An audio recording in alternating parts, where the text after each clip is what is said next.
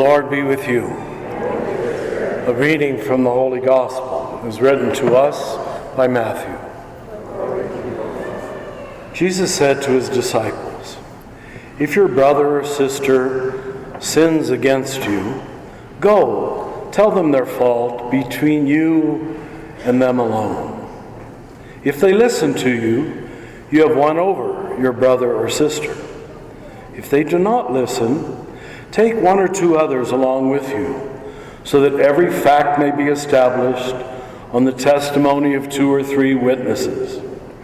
If they refuse to listen to them, then tell the whole church. If they even refuse to listen to the church, then treat them as you would a Gentile or a tax collector. I say to you, whatever you bind on earth shall be bound in heaven.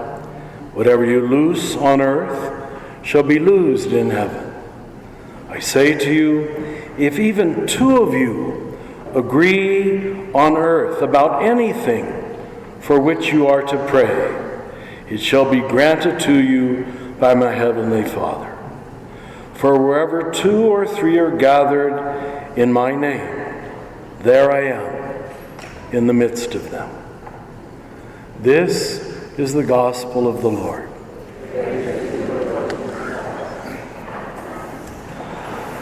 So let's try to unpack it. There's a number of very good points in this short gospel, but they might not be immediately obvious. First of all, for people who think that the gospel is all about how to go to heaven, this gospel contradicts that. It says, no, it's about how to live in this world.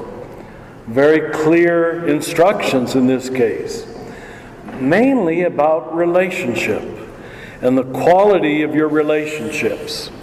You know, after all is said and done, that's who you are, how you relate, and the quality of your relationships is who you are. Your relationships create you. If you have none, if you write off everybody or offend everybody, you probably don't have much quality to your own life. But let's see how he states this in very concrete ways. So he says, if you have a fault that you're holding against somebody else or someone's holding them against you, go and talk it out. That's exactly what a good counselor would tell you today. But you know, that's not what most of us do. Most of us talk about that person to another person.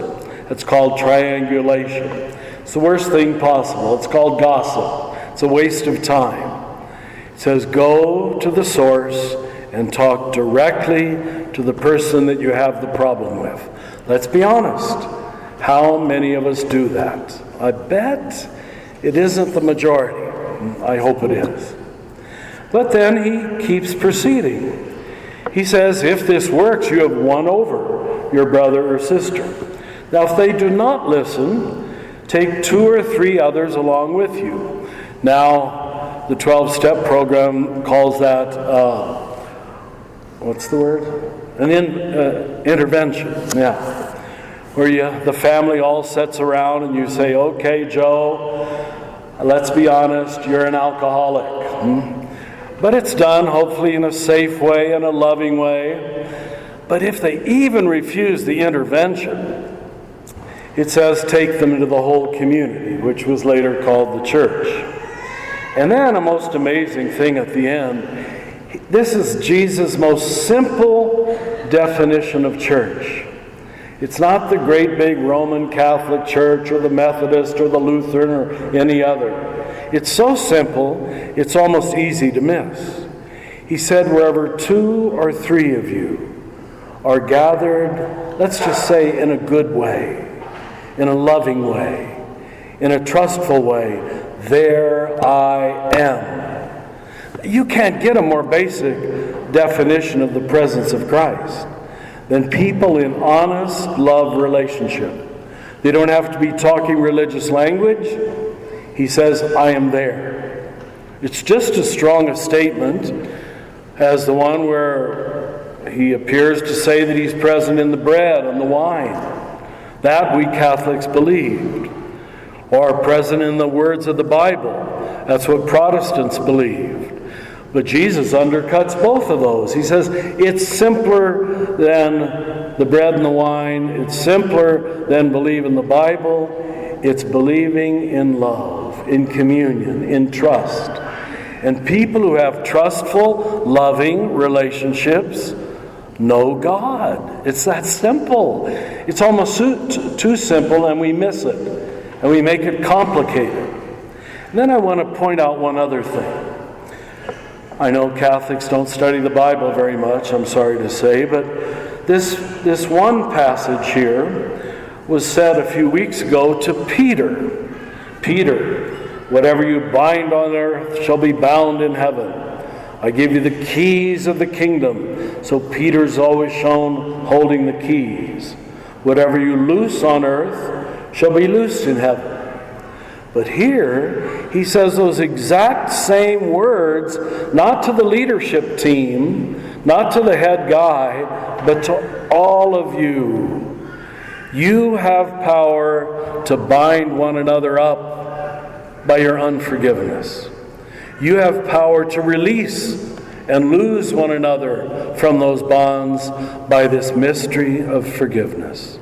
This is granted as a universal gift to all who are Christians, all who are people of love. And I don't think we've taken that very seriously. We thought Peter had the key, but if this gospel is true, it's saying you have a key too. And you can bind up your family, your neighborhood, by unforgiveness, by gossip, by criticism, by negativity. And we all know that's true. And you can unbind your family, your neighborhood, those who are around you, by this mystery called forgiveness. That's the unlocking, not locking up, but unlocking. And we have both gifts. It's basically called, of course, forgiveness. Let me just end by saying this. Brothers and sisters, nothing new on this earth happens without forgiveness. Nothing. We remain frozen in the past, frozen in our memories of what he, she did to me, what this race did to me. Sometimes it seems like America is just one giant country of unforgiveness. We become anger in every direction because we don't know how to unbind one another. We don't know how to free one another. Forgiveness could almost be described as the very name of God. That's God's job description, to let go, to unbind, to free us so something new can happen. And unless that transfers to you and to me, and we become concrete people letting go of the past, letting go of our hurts, and every one of us has them, we just keep repeating that past over and over and over again. We can't let that happen to us.